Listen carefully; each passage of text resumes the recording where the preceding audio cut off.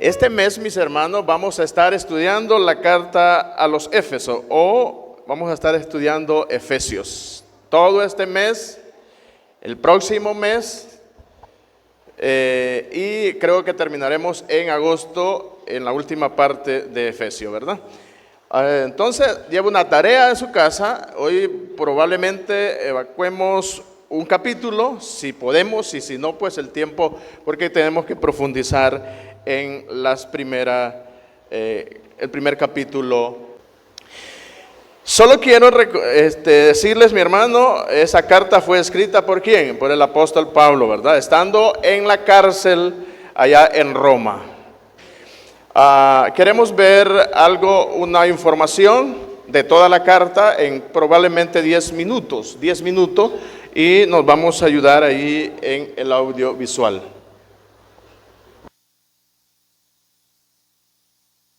La carta de Pablo a los Efesios. La historia de cómo Pablo llegó a la ciudad de Éfeso es realmente interesante. Puedes leerla en Hechos capítulo 19. Éfeso era una ciudad enorme, el epicentro de la adoración a la mayoría de los dioses griegos y romanos. En esta ciudad, Pablo tuvo una labor misionera realmente efectiva y muchas personas se convirtieron en seguidores de Jesús.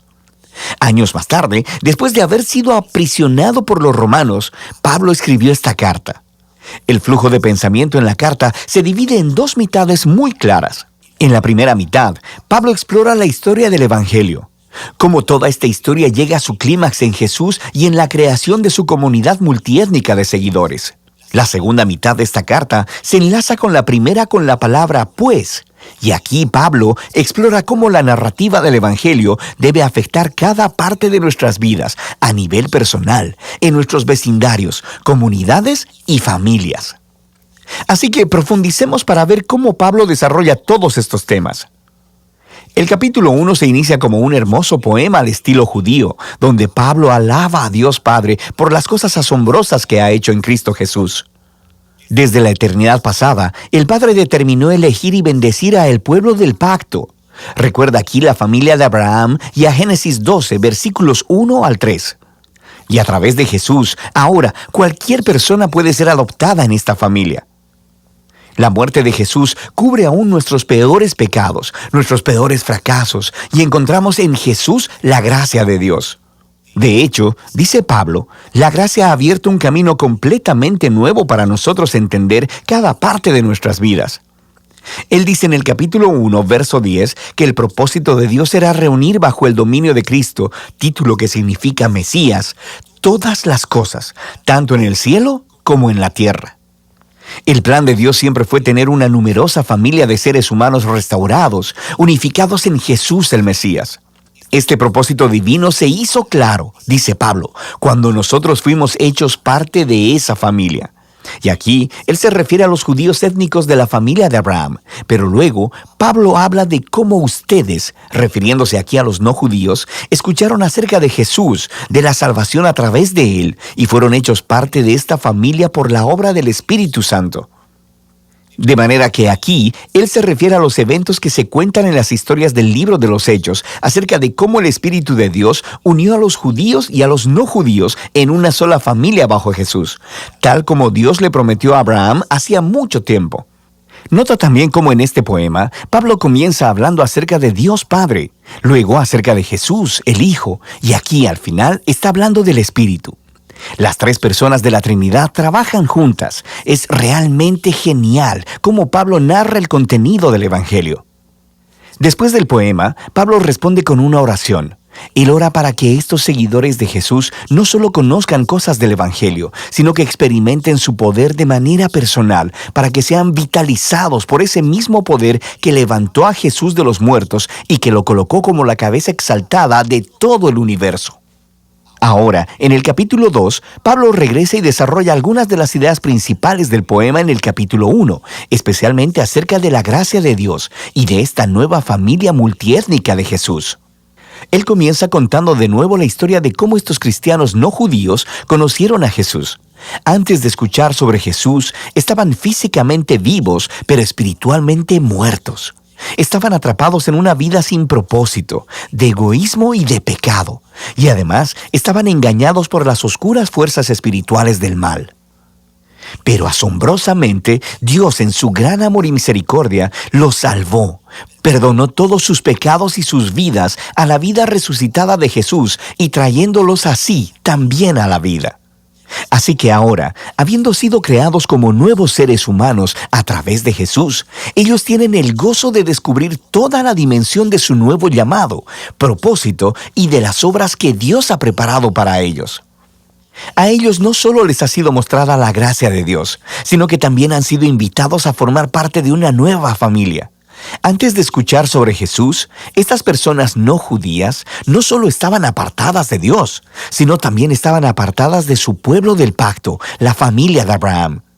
Y por una razón realmente práctica, los mandamientos del pacto del Sinaí formaban una especie de frontera alrededor de la familia del pacto. Eran como una barrera que mantenía alejadas a la mayoría de las personas no judías. Pero en Jesús, las leyes de la Torá han sido cumplidas y la barrera ha sido removida.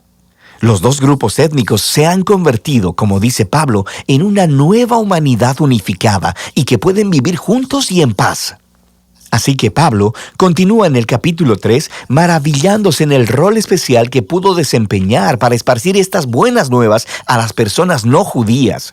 Y aunque él está en prisión, le da gracias a Dios por la oportunidad que ha tenido de ver un gran crecimiento de la familia del pacto. Así que Pablo cierra la primera mitad de la carta con otra oración. Esta vez, él ora para que los seguidores de Jesús sean fortalecidos por el Espíritu de Dios, para simplemente comprender y conocer el amor que Cristo tiene por su pueblo. La segunda mitad de la carta comienza con Pablo cambiando la marcha y empieza a retar al lector a que responda a la narrativa del Evangelio en la manera en que vive su vida. Así que empieza el capítulo 4 simplemente con la vida diaria de la iglesia.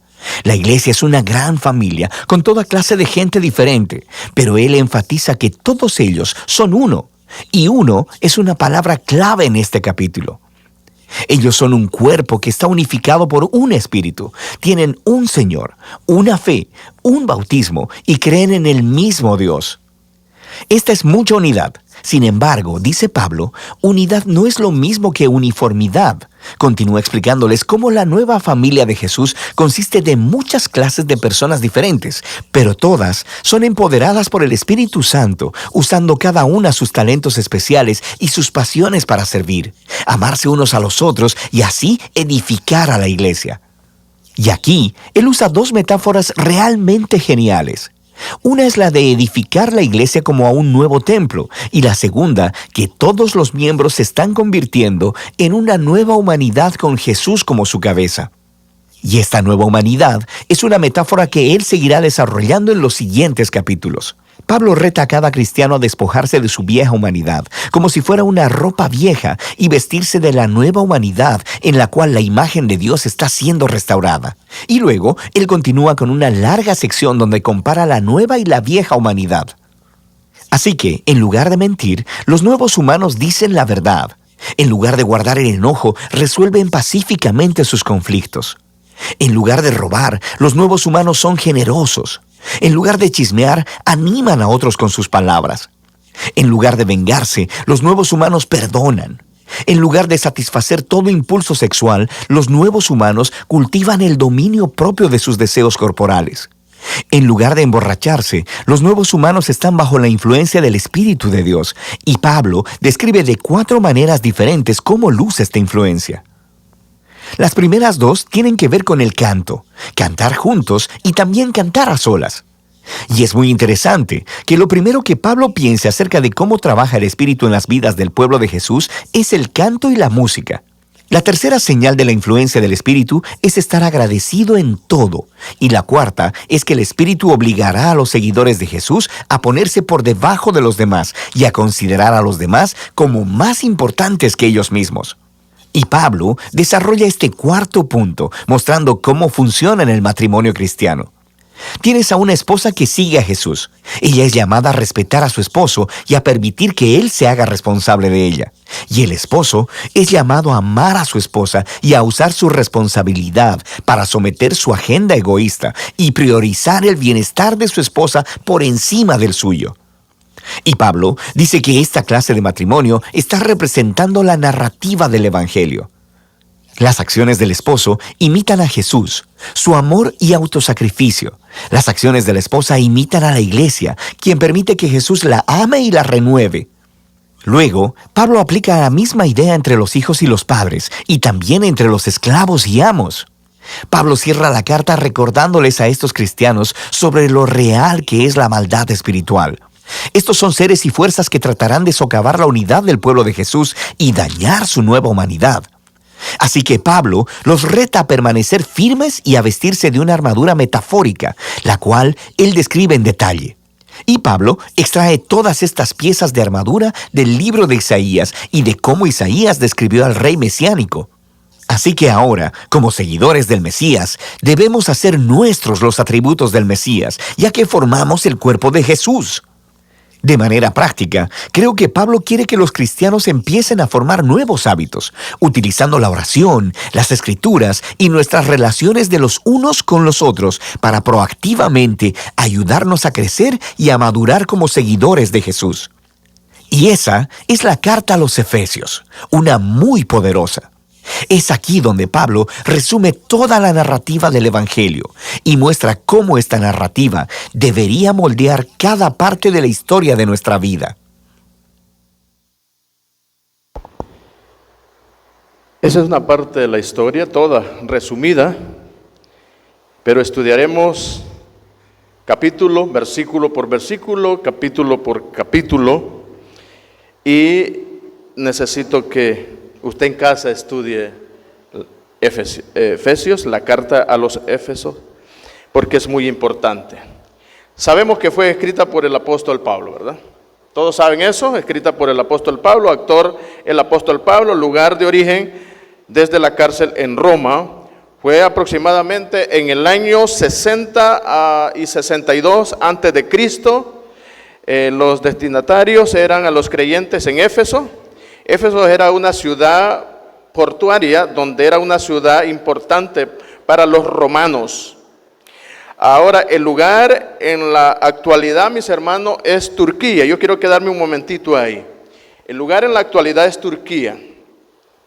Turquía tiene una población una población de 87.9 millones de habitantes. Oiga bien, Turquía, donde era Éfeso, 87.9 millones de habitantes.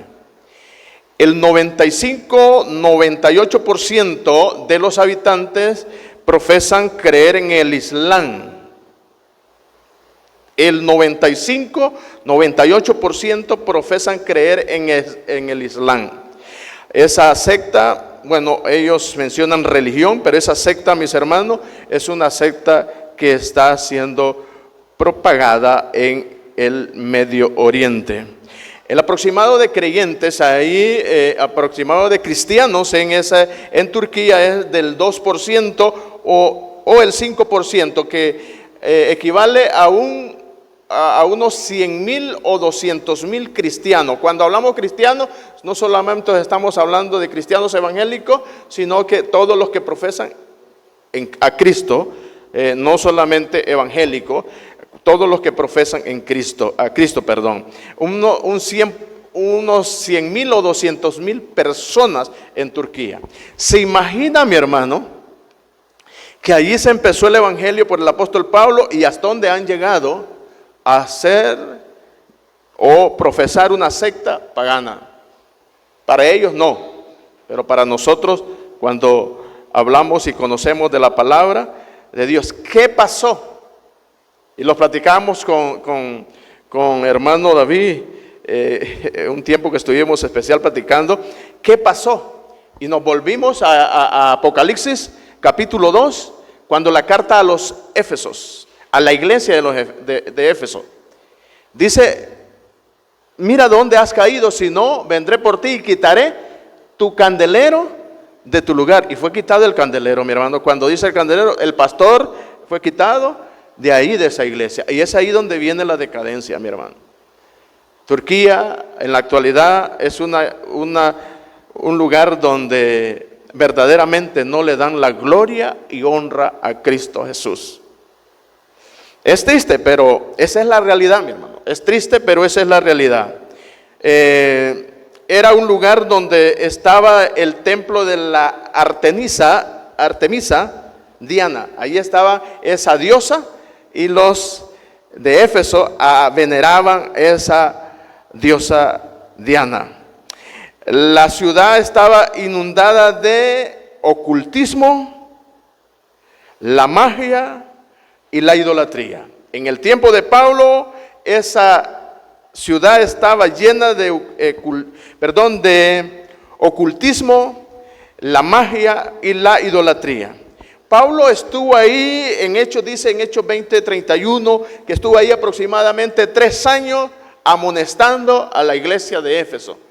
Nosotros tenemos 30 y fracciones de años amonestando a la iglesia de Buenas Nuevas. Pero Pablo estuvo ahí amonestando a esa iglesia aproximadamente unos 3 años, dice ahí en Hechos capítulo 20, versículo 31. Esta carta, mi hermano, está dividida en 2 partes principales. La primera parte es doctrina, que usted sepa lo que Dios hizo por nosotros. Es lo que Dios hizo por nosotros. La segunda parte es algo práctico, lo que usted puede hacer en Cristo Jesús. Lo que usted puede hacer en Cristo Jesús, cómo debemos vivir en Cristo Jesús. La segunda parte. Entonces, esta carta nos revela que no somos unos simples cristianos. Esta carta nos revela a nosotros que no somos unos simples cristianos, mi hermano. Que no se crean unos simples cristianos. Aquí estamos unos simples cristianos. No. A continuación miraremos quiénes somos en Cristo Jesús. Vámonos a Efesios capítulo 1. Capítulo 1, versículo 1. Está el saludo del apóstol Pablo a la iglesia.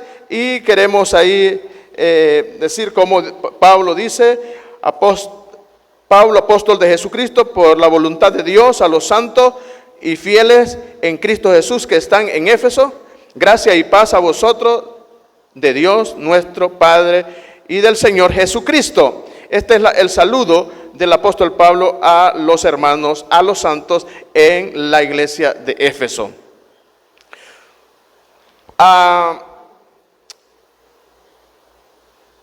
En esta primer parte vamos a observar, vamos a ver la postura del creyente. La postura del creyente. ¿Qué es la postura del creyente? Define el nivel legal del creyente adquirido de parte de Dios. Lo que define la postura del creyente es el nivel legal. Cuando decimos un nivel legal que el creyente ha adquirido de parte de Dios. Yo he adquirido como cristiano algo legal, algo, mi hermano, que ha sido dado por Dios y lo ha adquirido porque soy hijo de Dios. Entonces eso se refiere cuando les digo, vamos a ver la postura del creyente. ¿Cuál es la postura del creyente? Vamos a ir leyendo los textos. Y miramos el primer texto, versículo 3. Bendito sea el Dios y Padre de nuestro Señor Jesucristo, que nos bendijo con toda bendición espiritual en los lugares celestiales en Cristo Jesús.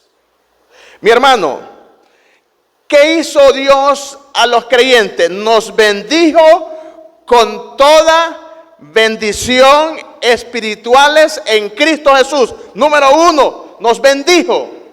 Esa es nuestra postura. Somos bendecidos en Cristo Jesús. Somos bendecidos en Cristo Jesús y la Biblia nos declara en Efesios capítulo 1, versículo 3, que nos bendijo con toda bendición espiritual en los lugares celestiales en Cristo Jesús. Esta frase se resume toda la esencia del Evangelio. Esta frase resume toda la esencia del Evangelio. No tenemos que buscar bendiciones, ya somos bendecidos. Ya no tenemos que andar buscando más bendiciones, ya no tenemos que buscar ser bendecidos, ya somos bendecidos. Ya no hay más bendiciones más grandes que eso. No hay más bendición más grande que eso, mi hermano.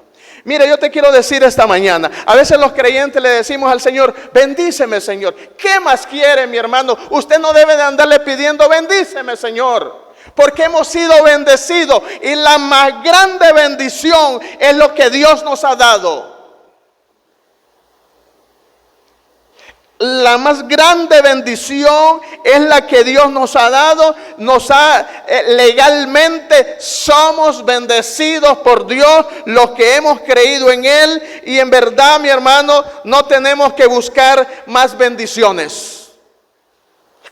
No tenemos que buscar más bendiciones. Ya somos bendecidos. Ya no hay más bendición más grande que esta. No hay más bendición más grande que esta, mi hermano. No hay más bendición más grande que esta, como dice el texto, que nos bendijo con toda bendición espiritual en los lugares celestiales, en lo que no perece. También, mi hermano, la postura del creyente en estos textos de Efesios número 2, dice el versículo 4, según nos escogió en Él antes de la fundación del mundo, para que fuésemos santos y sin mancha delante de Él. Nos escogió en Él. ¿En quién Él? En Jesucristo, antes de la fundación del mundo, para ser salvo, para ser santo. Él nos escogió. Esa es nuestra postura en Cristo Jesús. Este versículo y esta carta a los Efesios nos llena de satisfacción para que usted se empodere de esas bendiciones, de esa postura que tenemos en Cristo Jesús. Y dice el texto, según nos escogió en Él antes de la fundación del mundo, para que fuésemos santos y sin mancha delante de Dios. Esto quiere decir, mi hermano, que estamos aquí. Esto quiere decir que no estamos aquí por casualidad. Yo no estoy aquí por casualidad. Yo no soy hijo de Dios por casualidad. Yo no soy cristiano por casualidad. O yo no estoy en este mundo por casualidad. He sido escogido. He sido elegido por Dios. Y por eso yo debo de estar agradecido con Dios y reconocer esa elección que hizo Dios a mi vida. Dios pensó en nosotros antes que nuestros padres, mis hermanos, se imaginaran. Antes que nuestros padres nos imaginaran, ya Dios ya había pensado en nosotros. Y esa es la maravillosa gracia del Señor. No somos un error. Usted no se consienta, ay, yo soy un error. Había un plan perfecto de Dios en su vida. No somos un error, no somos un producto del azar, es que al azar nací. No somos un producto del azar, fuimos diseñados con propósito. Fuimos diseñados, mis hermanos, con propósito. Aprendamos esto, que nosotros somos importantes para Dios, que nosotros, esa postura de nosotros como creyentes, que hemos sido bendecidos, hemos sido escogidos, somos importantes para Dios. Número 3, versículo 5. En amor, habiéndonos predestinados para ser adoptados hijos suyos por medio de Jesucristo, según el puro afecto de su gracia. Fuimos que también, la postura, adoptados.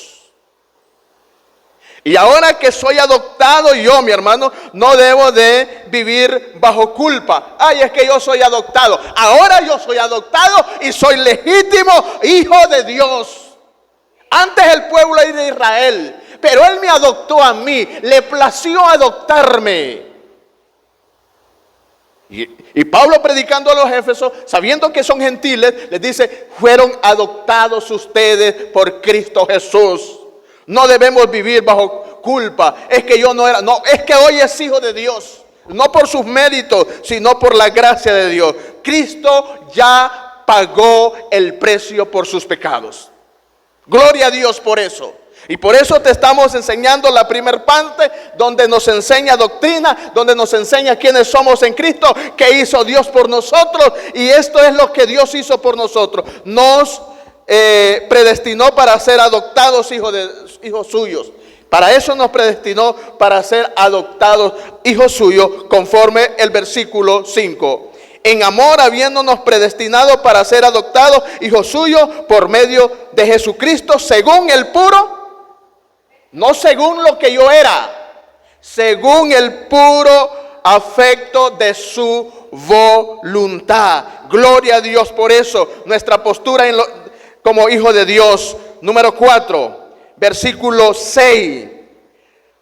Para alabanza de su gloria, de su gracia, para alabanza de la gloria de su gracia, con la cual nos hizo acepto en el amado. Mire, hermano, fuimos aceptados por Dios. Usted y yo fuimos aceptados por Dios. Vale la pena de darle las gracias a Dios, decirle gracias a Dios, porque me aceptaste tal como soy, pensaste en mí, me bendeciste, me escogiste, me adoptaste y fui aceptado por ti. Muchas gracias, Señor. Versos 7 al 12. Leemos el verso 7 al versículo 12.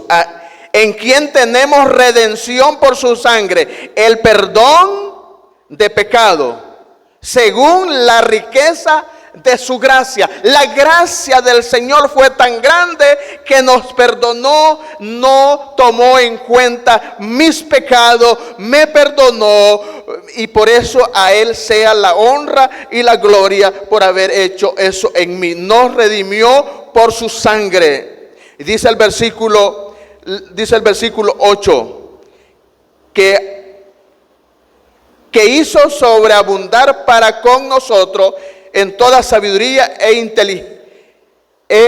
inteligencia, dándonos a conocer el misterio de su voluntad, según su beneplácito, el cual se había propuesto en sí mismo, de reunir todas las cosas en Cristo, en la dispensación del cumplimiento de los tiempos, así las que están en los cielos como las que están en la tierra. En Él asimismo tuvimos herencia, habiendo sido predestinados conforme al propósito del que hace todas las cosas según el designio de su voluntad. Nos redimió por su sangre. Nos redimió por su sangre, mi hermano, conforme a su voluntad. Usted no es cualquier persona. Usted no es cualquiera. Es algo importantísimo para el Señor. Mi postura como hijo de Dios. En el versículo 12, mire lo que dice el versículo 12. A fin de que seamos para alabanza de su gloria.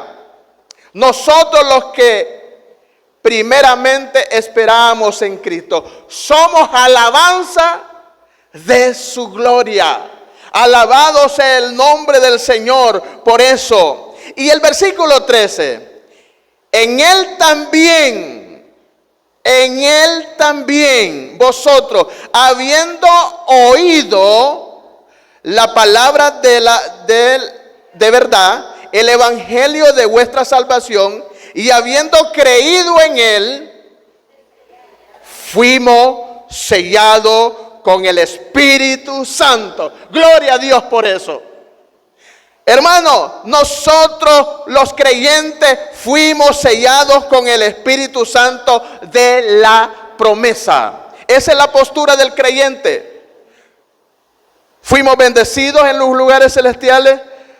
Nos escogió antes de la fundación del mundo, nos predestinó para ser adoptados hijos suyos, fuimos aceptados por Dios, nos redimió por su sangre y fuimos sellados con el Espíritu Santo de la promesa.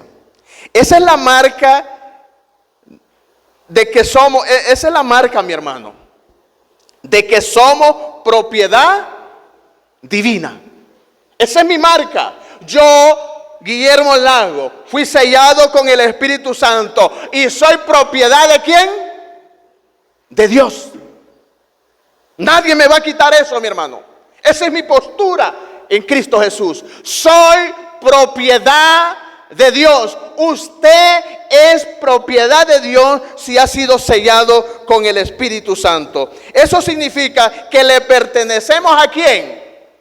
A Dios. Yo le pertenezco a Dios. Eso quiere decir, si fui sellado con el Espíritu Santo, la promesa de nuestra herencia es que yo le pertenezco a Dios.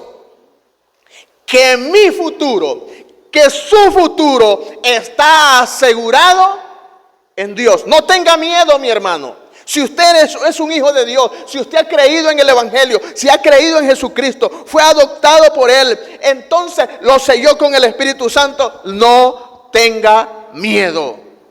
Te vuelvo a repetir, no tengamos miedo, porque esa marca de que somos propiedad divina. Yo le pertenezco a mi Dios, que nuestro futuro está asegurado. Que mi futuro está asegurado. Por eso a Él sea la gloria, a Él sea la honra por los siglos de los siglos, porque yo le pertenezco a Dios. Dice el pasaje 13, en Él también vosotros, habiendo oído la palabra del Evangelio, hablando Pablo a los Éfesos, hoy hablándole yo a ustedes, el Evangelio de vuestra salvación, y habiendo creído en Él fuiste sellado con el Espíritu Santo de la promesa. ¿Qué dice el versículo 14? Que es las arras de nuestra herencia hasta la redención de la posesión adquirida para alabanza de su gloria. Hasta lo último, hasta que el final, yo tengo una garantía.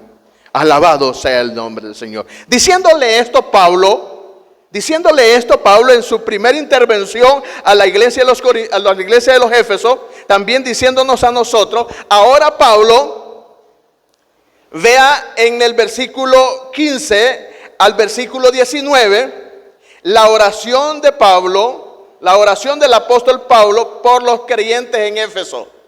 ¿Cuál es la oración del apóstol Pablo por los creyentes en Éfeso? ¿Cuál es la oración, las peticiones del apóstol Pablo por los creyentes en Éfeso? Pablo no estaba pidiendo, mis hermanos, cosas materiales, como a veces nosotros nos arrodillamos a pedirle cosas materiales al Señor, que no debiéramos, porque Él sabe que tenemos necesidad. Solo hacer su voluntad, glorificar su nombre. Pero Pablo en esa oración no pide cosas materiales, ni aún le pide a los Éfesos que oren por él para salir de la cárcel. No dice la carta, oren por mí para salir de la cárcel. Y él estaba en la cárcel. Mire la oración del apóstol Pablo, maravilloso. La oración para que Dios les dé espíritu de ¿qué? Mire el versículo. Por esta causa también yo, habiendo oído de vuestra fe en el Señor Jesús y de vuestro amor para con todos los santos, él dice, yo he escuchado buenas cosas de ustedes, como aman a los santos en el amor los unos por los otros, y yo he escuchado eso. Ahora Pablo empieza a decir estas palabras: no ceso de dar gracia por lo que he escuchado, no ceso de dar gracia por vosotros, haciendo memoria de vosotros en mis oraciones. ¿Qué oraba Pablo? ¿Qué es lo que decía Pablo? ¿Qué era la oración del apóstol Pablo?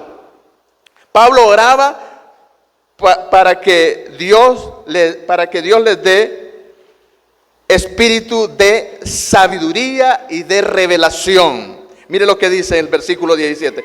Para que el Dios de nuestro Señor Jesucristo, el Padre de gloria, os dé espíritu de ¿qué? De sabiduría y de revelación en el conocimiento de Él. Número 1, número 2, en la oración, Pablo oraba para que Dios les diera espíritu de sabiduría y de revelación. Esta petición pide por algo, mis hermanos, interno. No pide por algo artificial. No pide por algo interno en la iglesia. ¿Para qué pide Pablo que le dé espíritu de sabiduría y de revelación? Pregunto. Basado en el texto, ¿para qué Pablo pide que les dé espíritu de sabiduría y de revelación? Mire la última parte de revelación, para que le conozcan más a Él, para que conozcan más esta postura que tienen en Cristo Jesús, para que conozcan más qué hizo Dios por ellos, para que conozcan más de estas grandes maravillas que hemos leído en el versículo 3 al versículo 14. Para que lo conozcan más a Él. Necesitamos sabiduría y revelación, mi hermano. Ojo con la revelación. No es que Dios te va a revelar. Ya lo que está revelado, ya lo que ya está escrito, es la revelación de Dios al hombre. Ya no necesitamos otra revelación, mi hermano. Te lo vuelvo a repetir. Porque puedes usar ese texto, yo necesito una revelación de los cielos. No, mi hermano, ya está todo revelado. Entonces, ¿qué tiene que hacer usted? En ese tiempo no estaba todo revelado. Pero ¿qué tiene que hacer usted? Leer la Biblia para tener mayor conocimiento de nuestro Señor Jesús. Mayor conocimiento de nuestro Padre. Usted necesita y yo necesito escudriñar las Escrituras para tener mayor conocimiento. Para que lo conozca más. También número 2, para que sepamos cuál es la esperanza a la que Él nos llamó. Dice el texto literalmente. Oiga bien el versículo 18. Alumbre los ojos de vuestro entendimiento para que sepáis cuál es la esperanza a que Él os ha llamado y cuál es la riqueza de la gloria de su herencia en los santos. Para que usted sepa, mi hermano, en el versículo lo vamos a meditar más. Alumbre los ojos de vuestro entendimiento. ¿Qué necesitamos nosotros, mi hermano? Que Dios alumbre nuestros ojos de lo profundo del corazón. No estamos hablando solamente de los ojos donde miramos. Allá en el corazón de nuestro entendimiento, que alumbre los ojos de vuestro entendimiento, los ojos de vuestro entendimiento, que usted entienda la postura que tiene en Cristo Jesús. Y usted se va a llenar de poder, mi hermano, se va a llenar de conocimiento de Él, se va a llenar de esa esperanza y se va a afianzar de esa esperanza maravillosa que Dios te ha prometido a través de la palabra. Para que, dice el versículo, alumbre los ojos de vuestro entendimiento para que sepáis cuál es la esperanza a que Él os ha llamado y cuál es la riqueza de la gracia, de la gloria de su herencia en los santos. Para que sepamos cuál es la esperanza a la que Él nos ha llamado. ¿Cuál es la esperanza? ¿Cuál es mi esperanza? Estar con Él. Disfrutar de todos los privilegios que Él me ha dado. Cuando digo disfrutar de todos los privilegios, de esas bendiciones celestiales en Cristo Jesús. Yo tengo que disfrutar que piensa que no tiene nada acá. Yo tengo todas las riquezas en los cielos, en lugares que no perecen, y Dios me ha puesto en lugares especiales. Para que sepamos cuáles son las riquezas de la gloria de su herencia para los santos. Yo debo de darme cuenta cuál es la riqueza que no perece para nosotros los creyentes, nosotros los santos, nosotros los escogidos, nosotros los elegidos, nosotros los que hemos sido sellados. ¿Cuál es mi esperanza? Y nada me va a detener en este mundo. Para que comprendamos su grandeza. Eso necesitamos, que se abran nuestros ojos de nuestro entendimiento para que comprendamos su grandeza. Su poder para con nosotros los que creemos. Su poder para con nosotros los que creemos. No según el poder nuestro, sino con el poder de su fuerza. Que fuera de un ser humano. Muchos dicen que el ser humano no usa el 100% de su cerebro. Yo les digo, mi hermano, que el ser humano usa el 100% del cerebro, pero, porque el cerebro trabaja todo. Pero, mi hermano, no le da el desarrollo que debiera darse. Se imagina que el hombre desarrollara este cerebro a un 10% o a un 50% o a un 100%. ¿Se imagina cuánto no hiciera el hombre?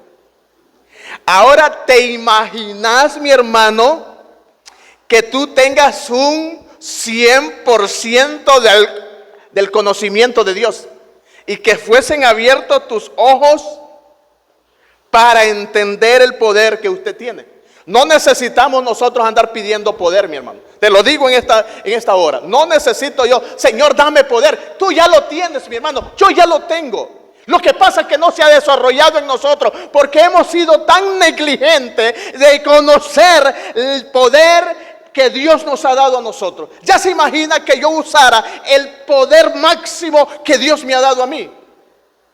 ¿Se imagina? Yo te digo, mi hermano, no vayas a orar, dame poder, Señor. Tú ya lo tienes. Yo ya lo tengo. Lo que pasa es que no lo estoy desarrollando. Así como los hombres, nuestro cerebro no lo desarrollamos. Yo no sé a cuánto he desarrollado mi cerebro yo, pero lo tengo como nuevecito. ¿Ah? ¿Se imagina que lo desarrolle al máximo? ¿Se imagina que yo desarrolle mi cerebro al máximo, mi hermano? ¿Qué no haría? ¿Qué no me imaginaría? ¿Qué no desarrollaría yo? ¿Se imagina que yo desarrolle el poder que Dios me ha dado? Porque se me han abierto los ojos de mi entendimiento y he conocido el poder, la grandeza de Dios en mí, a favor mío. Porque no estamos conociendo a Dios. Porque no nos apoyamos, mis hermanos, en el poder de su fuerza, sino en el poder de nuestra fuerza. Y eso no debe de ser así. Los cristianos no necesitamos pedir más poder. Ojo, mi hermano, no necesita pedir más poder usted. Usted ya lo tiene. Haz que ese poder de Dios se desarrolle en su vida. Cuando vino el Espíritu Santo dice, y recibiréis poder. ¿Por qué está pidiendo poder? Dame poder, Señor. No, solo dígale, abra los ojos de mi entendimiento para entender la grandeza suya, el poder suyo y que se desarrolle en mi vida. No necesitamos, los cristianos no necesitamos pedir poder, solo necesitamos que se nos abra nuestros ojos, que se abran esos ojos y miremos más allá de la grandeza, miremos más allá, mis hermanos, que Dios puede hacer grandes cosas en este mundo usándolo a usted. No necesitamos más poder. Yo no necesito más poder. Yo no necesito más poder para predicar. Solo es que dedique tiempo a estudiar la palabra y poder compartirla con ustedes. Y el poder del Espíritu Santo trabajará en mi vida. Usted no necesita pedir poder, porque ya lo tiene. Solo necesitamos que se nos abran nuestros ojos para ver el poder que ya tenemos en Cristo Jesús, para mirar ese poder que ya tenemos en Cristo Jesús. Mi hermano, Quiero seguir leyendo otros versículos y te vas a sorprender cuando veas estos textos. Lo que Pablo, esta riqueza de Pablo, de esta carta que les envió a los creyentes en Éfeso.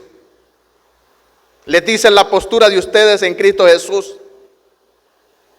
Les habla en eso, la postura de ustedes en Cristo Jesús. Pablo ora por la iglesia para que Dios les dé sabiduría y revelación. Y empieza, y podemos decir, mi hermano, en el versículo 19, la última parte de este versículo, y cuál es su preeminente grandeza de su poder para con nosotros, los que creemos según la operación del poder de su fuerza. ¿Qué opera en nosotros? Te lo digo, lo que dice el texto, el poder de su fuerza. Yo tengo el poder de su fuerza. Pero ¿qué pasa? Que soy débil. ¿Qué pasa? Que no, es que usted no ha desarrollado, no ha tenido, no se le han abierto sus ojos para tener ese conocimiento, esa revelación. ¿Cuánto poder tienes tú? Los discípulos, mis hermanos, dice que con la sombra se sanaban los enfermos. Dice que hacían milagros, predicaban la palabra con denuedo. ¿Se imagina que usted me diga aquí, hermano, no entiendo la Biblia? ¿Qué pasó con el poder que Dios te dio? ¿Y qué pasó? Que no se te han abierto los ojos de tu entendimiento. ¿Será que tú pides otras cosas materiales? Pablo no anduvo pidiendo en esta carta que lo sacaran de la cárcel, que le dieran cosas materiales, sino que pidió que se les abriera, se le diera sabiduría y revelación, que se le abrieran los ojos. Mira el versículo 20, mi hermano. La evidencia del gran poder de Dios. Ya miramos la oración de Pablo hacia Dios por los Éfesos. Ahora vamos a ver la evidencia de la grandeza del poder de Dios. La evidencia de la grandeza del poder de Dios. Dice ese poder, mire ese poder, mi hermano. ¿A dónde opera? Según la operación de su poder, de su fuerza. La cual opera en ¿quién? Versículo 20. La cual opera en Cristo Jesús. ¿Cómo operó en Cristo Jesús, mi hermano? Resucitando a Cristo de entre los muertos. Te quiero decir, Dios tiene poder de la resurrección. Dios puede resucitarnos de entre los muertos. Y Él lo hará un día. Si morimos antes de que estemos en la presencia del Señor. Pero Él lo hará un día. El poder de Dios, mi hermano, la cual opera en Cristo, resucitando de los muertos. Y no solamente lo resucitó. ¿Y qué hizo más Dios con Jesús? Y sentándolo en lugares celestiales. ¿Cómo hizo? ¿Qué hizo con Jesús? Lo sentó en lugares celestiales. ¿Qué va a hacer con usted y conmigo, mi hermano? Vamos a ver, ¿qué va a hacer conmigo, mi hermano? Me va a resucitar si he muerto y me va a sentar ¿a dónde? Porque ya me bendijo con bendiciones espirituales. ¿En los lugares qué? Gloria a Dios por eso, mi hermano. Gózase por eso.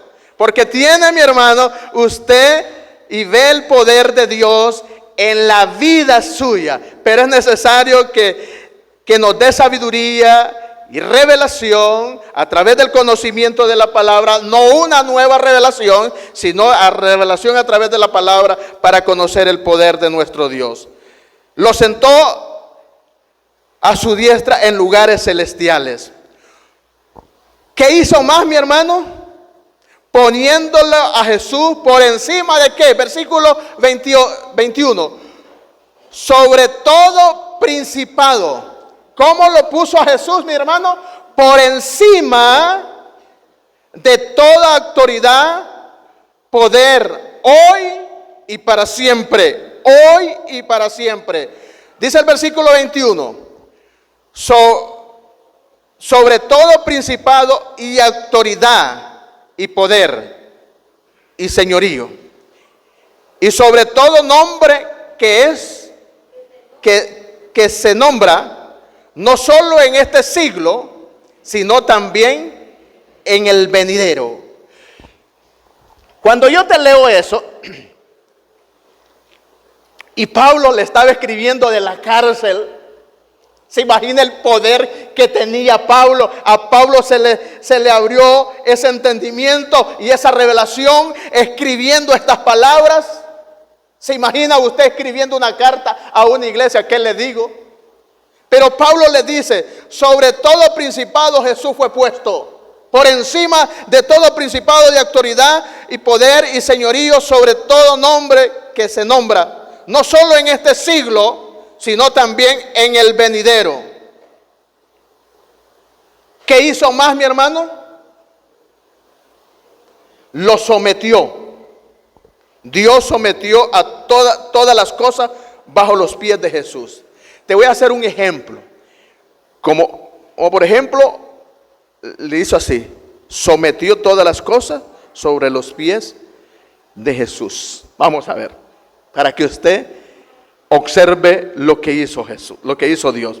Sometió todas las cosas bajo sus pies y lo dio por cabeza sobre todas las cosas de la iglesia. Ahí gózase, mi hermano. Mire, sometió todas las cosas sobre la autoridad de Jesús. Y vino Dios, maravilloso Dios, y la dio a la iglesia ese poder. Gócese con eso, mi hermano. Si usted no entiende, mire, se lo vuelvo a repetir y gócese con eso. Mire lo que dice: sometió todas las cosas bajo sus pies. Aquí están todas las cosas, autoridades, potestades, poderes, hoy y por los siglos están sometidas a ti. Las que vienen y las que están sometidas a ti. Y después hizo algo más. Y la dio por cabeza sobre todas las cosas a la iglesia. ¿Quién es la iglesia? Usted y yo, mi hermano. ¿Quién es Jesús? La cabeza de la iglesia. Sometió todo y dijo, ahora Jesús va a ser la cabeza de la iglesia. Hermano,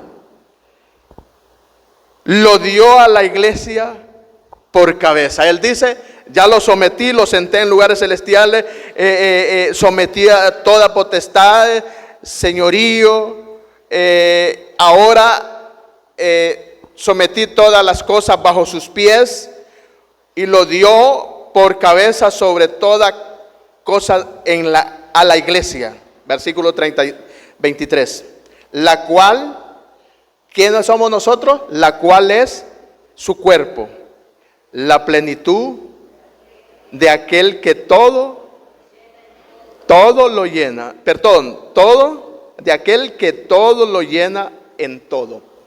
¿Quién llena en todo, mi hermano? Cristo. ¿Y quién es Cristo para nosotros? La cabeza. ¿Quién es la guía, mi hermano? Cristo. ¿Quiénes somos nosotros? La iglesia. Eso es lo que Pablo quiere dar a conocer a los efesios, mi hermano. La posición del creyente en Cristo Jesús, el poder que tiene el creyente, mi hermano. Y esto es maravilloso. Culmino con esto. Lo dio a la iglesia por cabeza. Significa que el poder y la victoria de Cristo está a favor de ¿quién? De los cristianos. Eso quiere decir que el poder y la victoria de Cristo en la cruz, en el sepulcro, sentado a la diestra de Dios, poniendo a todos los poderes, señoríos sobre sus pies, ahora está, mi hermano, a favor de ¿qué? De la iglesia. Cristo a favor de la iglesia. ¿Qué es eso entonces? Para que la iglesia, porque la iglesia es el cuerpo de Cristo. Nosotros, la iglesia, somos la representación visible de Jesús en la tierra.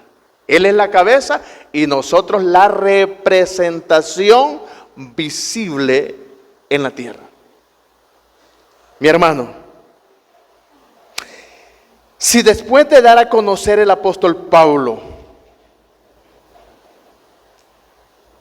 la postura del creyente, y después de ver el apóstol Pablo y enviarles esta carta a los Éfesos y decirle: hermanos, la postura de ustedes es que son bendecidos, escogidos, han sido predestinados, fueron aceptados, fueron adoptados, nos redimió por su sangre, fuimos sellados con el Espíritu Santo. Ahora ese poder que usted tiene, esa postura que ustedes tienen, necesita que se les abran a ustedes los ojos. Necesitamos que en la cabaña se abran esos ojos de nuestro entendimiento y comprobemos la postura de nosotros, que no somos cualquier persona, que tenemos a Cristo Jesús, el que lo exaltaron, el que pusieron sobre él lo pusieron a él sobre todas las cosas, poder y dominio, y fue dada a la iglesia como cabeza. El próximo domingo continuaremos con el capítulo 2. Quiero que usted lo estudie, pero que se enriquece, que su enriquecimiento en este primer capítulo lo pueda volver a leer y saborearlo.